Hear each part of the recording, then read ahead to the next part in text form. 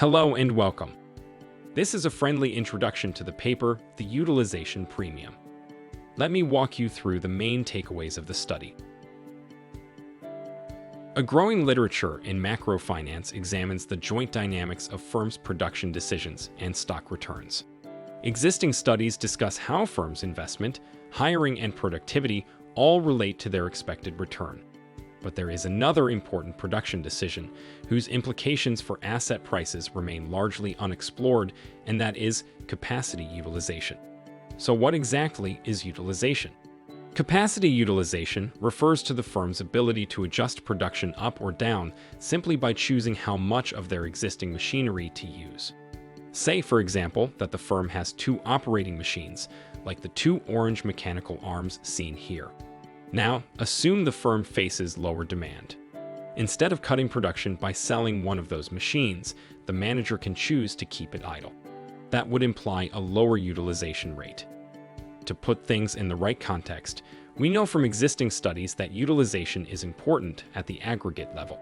But what we do not know is how utilization interacts with risk and investment at the firm level. Turns out that flexible utilization is important, whether you want to predict stock returns or explain firms' investment behavior. Let's talk results. You can create a profitable investment strategy that relies purely on public information. The Federal Reserve Bank provides utilization data on a cross-section of about 4 to 5 industries. The utilization rates for all industries are time-varying. Sometimes an industry has a low utilization rate and at other times a high rate. What if we sort industries to portfolios based on their capacity utilization? The average returns of these portfolios are shown in the table under the column titled Mean. You can see that there is an inverse monotonic relation between utilization rates and average returns. In fact, if you buy low utilization industries and sell high utilization industries, you are expected to earn an average annual return of about 5.7%. This is called the utilization premium. To be clear, this premium is not a result of mispricing. Low utilization firms are more sensitive to changes in aggregate productivity, and that makes them riskier. If you read the full paper, it's slightly more nuanced. Without going to the details, we can say that firms' exposure to aggregate productivity is actually time-varying, but the level of the exposure depends negatively on the utilization rate. Okay, but in a world with so many tradable cross-sectional spreads, why should we care about utilization? Well, the short answer is that the utilization premium is distinct from related production-based spreads. One way to see this is through the table here. Let me walk you through it. Say you want to predict next year's firm's returns using current firm characteristics. The top row in the table shows the relation between the current capacity utilization of firms, or CU in short, and their future stock returns. In all cases in the table, the relation is negative and statistically significant. The main thing to see here is that even if we control for a host of other firm-level characteristics that are known to predict returns, such as productivity, hiring rate, investment rate, book-to-market, or organization capital, the predictor CU, or utilization, in the first row always remains significant. Okay, but what is the economics behind this predictive power? Why does the utilization rate affect firms' exposure to aggregate productivity? To shed light on these questions, we need a production model. In the model, firms extend their production capacity by buying machines and decrease capacity by selling machines in the secondary market for capital. This market involves frictions. Specifically, the model features a fixed cost for capital disinvestment, making selling machines a real option. This ingredient is realistic. There are many fixed costs associated with selling your capital. In addition, the fixed cost is critical to make investment decision and utilization decision substitutable in certain states.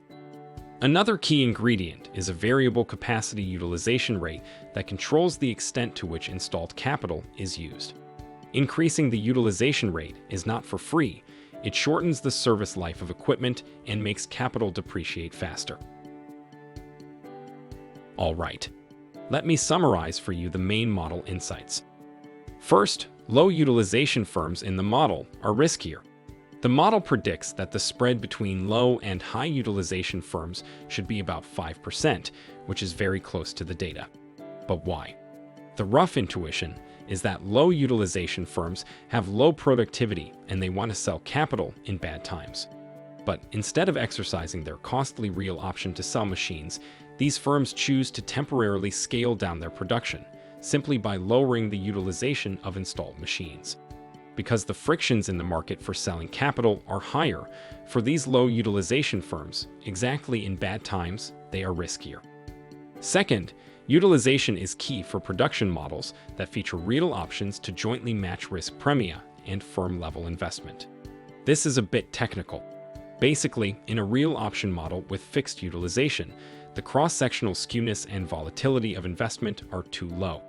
The time series skewness of investment is counterfactually negative, and risk premia are too small. Flexible utilization, on the other hand, allows the model to overcome these misses. The main reason is that utilization causes the depreciation rate to become firm-specific and time-varying.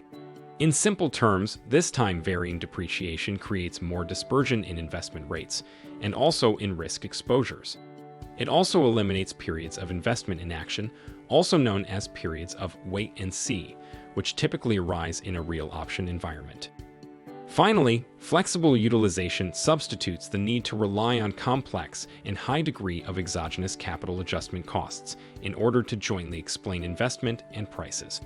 For example, to explain the value premium, you need a much lower adjustment cost when utilization is flexible. And this is why utilization should not be overlooked in asset pricing studies. It helps to tighten the link between firms' production decisions and their valuations. Enjoy reading the paper.